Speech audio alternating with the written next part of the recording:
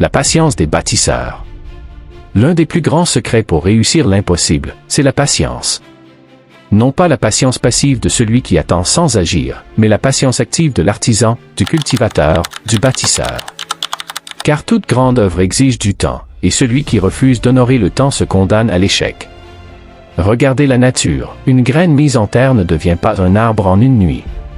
Il faut des saisons, du soleil, de la pluie, des tempêtes.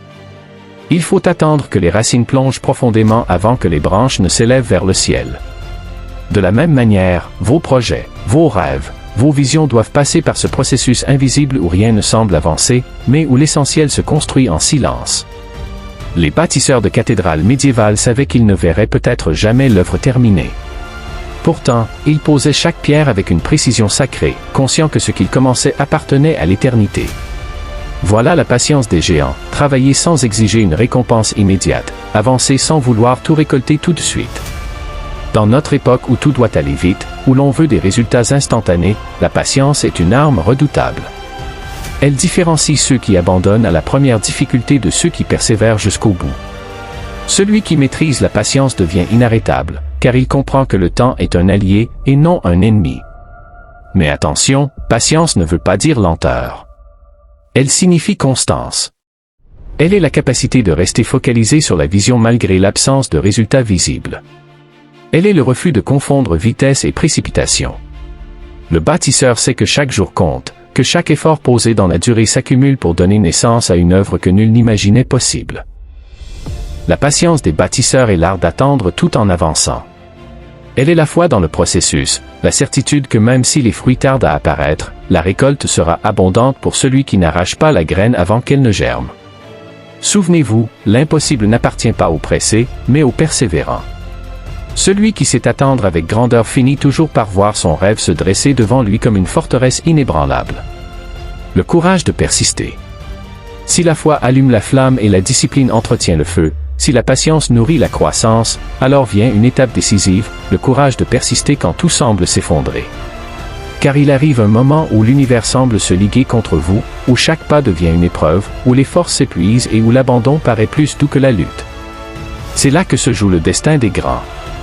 Persister, c'est avancer même quand vos mains tremblent, quand vos proches doutent, quand vos propres pensées deviennent vos ennemis. C'est continuer malgré la fatigue, malgré les humiliations, malgré les portes fermées.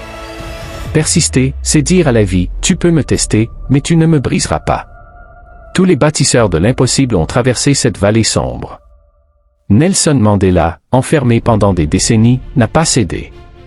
Thomas Edison, après des milliers d'échecs, n'a pas renoncé. Les prophètes, les sages, les guerriers, tous ont connu ce moment où seul le courage de persister les a maintenus debout. Il ne s'agit pas de ne jamais douter. Le doute frappe même les plus forts. Mais le courage de persister, c'est de ne pas laisser ce doute vous paralyser. C'est de prendre un pas supplémentaire, encore et encore, jusqu'à ce que le mur se fissure. Souvenez-vous, l'impossible teste toujours votre endurance avant de céder. Il ne se donne jamais à celui qui tente une fois et recule. Il s'offre seulement à celui qui ose frapper la pierre jusqu'à ce qu'elle cède, même si cela prend des décennies, n'a pas cédé. Thomas Edison, après des milliers d'échecs, n'a pas renoncé. Les prophètes, les sages, les guerriers, tous ont connu ce moment où seul le courage de persister les a maintenus debout. Il ne s'agit pas de ne jamais douter. Le doute frappe même les plus forts. Mais le courage de persister, c'est de ne pas laisser ce doute vous paralyser. C'est de prendre un pas supplémentaire, encore et encore, jusqu'à ce que le mur se fissure. Souvenez-vous, l'impossible teste toujours votre endurance avant de céder. Il ne se donne jamais à celui qui tente une fois et recule. Il s'offre seulement à celui qui ose frapper la pierre jusqu'à ce qu'elle cède, même si cela prend des années.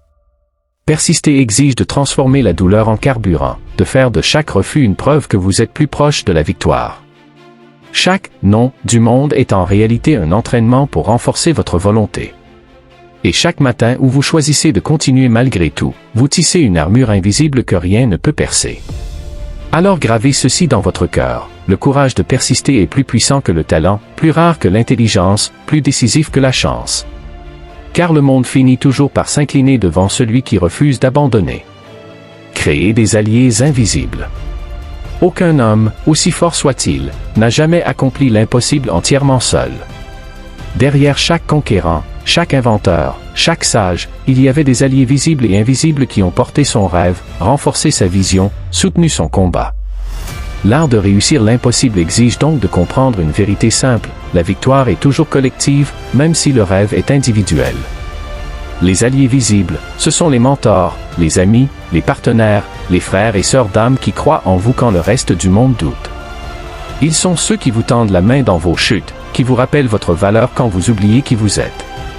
Mais au-delà des relations humaines, il existe aussi des alliés invisibles, les forces spirituelles, la providence, l'univers, Dieu, appelez-le comme vous voulez.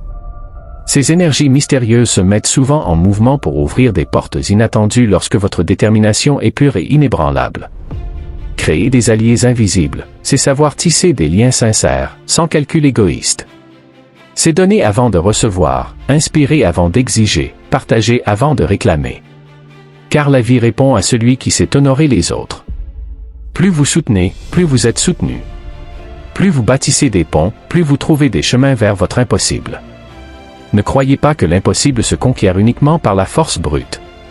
Parfois, une seule rencontre, un seul mot, un seul soutien au bon moment suffit à transformer une montagne en colline. Les alliés invisibles apparaissent toujours pour ceux qui avancent avec foi et persistance. Mais pour attirer ces alliés, il faut être digne de confiance. Il faut cultiver la loyauté, l'humilité et la générosité.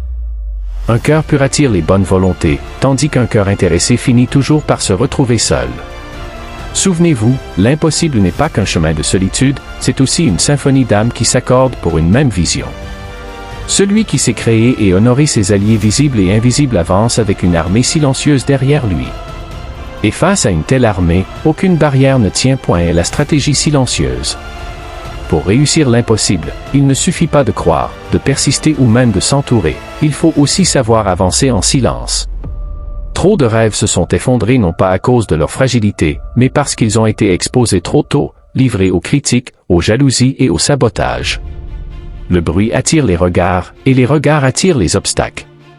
La stratégie silencieuse, c'est l'art d'agir sans crier, de construire sans fanfare, de progresser sans donner à vos adversaires la moindre. Le monde par l'accomplissement que de l'avertir par des paroles.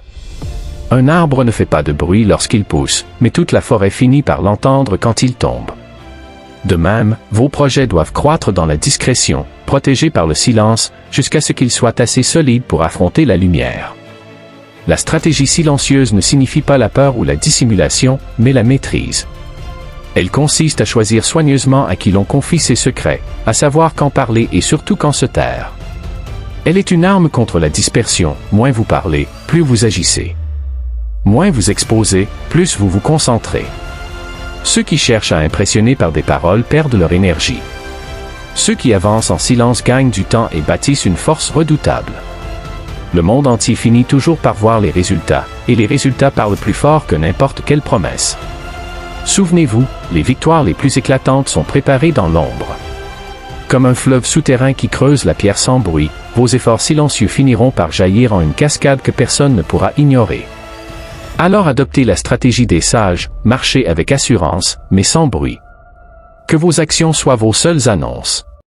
Car l'impossible ne se conquiert pas dans les cris, mais dans la concentration silencieuse d'un esprit qui sait où il va.